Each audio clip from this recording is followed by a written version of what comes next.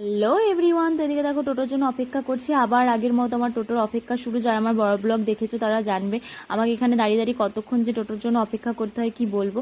তো আমি এখন এলাম ডে শিফট করতে, মানে ওই 9:30 10টা বাজছে।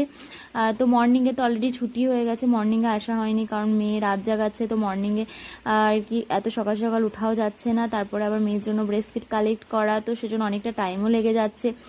এদিকে দেখো ডে শিফটে যেহেতু টিচার কম ছিল বলে ওই জন্য আরও ডে শিফটে আসা, কারণ বোনের এক্সাম চলছে, ওই আমার অবর্তমানে অফিসটা চালাচ্ছিল। তো এদিকে বাচ্চাদেরকে চাপিয়ে দিয়ে চলে এলাম বাড়ি। আর এদিকে বাড়ি আসার পর আমার পার্সেল এসেই যাচ্ছে। আজকে পার্সেল ডে বলতে পারবো, মেয়ের অনেক কিছু অর্ডার দেওয়া ছিল, ক্রিম ট্রিম, তো সেগুলো এসে যাচ্ছে। অ্যামাজনে আমি ফার্স্ট টাইম অর্ডার দিয়েছি, তাও মেয়ের জন্য। তো দেখো আবার একটা পার্সেল। তো যাই হোক, সব পার্সেলগুলো আজকেই চলে এসেছে আর কি, মেয়ের ক্রিম সব কিছুই আর কি আজকে একসঙ্গে ডেলিভারি দিল। তারপরে দেখো এদিকে মেয়ের সঙ্গে আর কি টাইম স্পেন্ড করা, কারণ এতক্ষণ স্কুলে থাকার পরে কতক্ষণ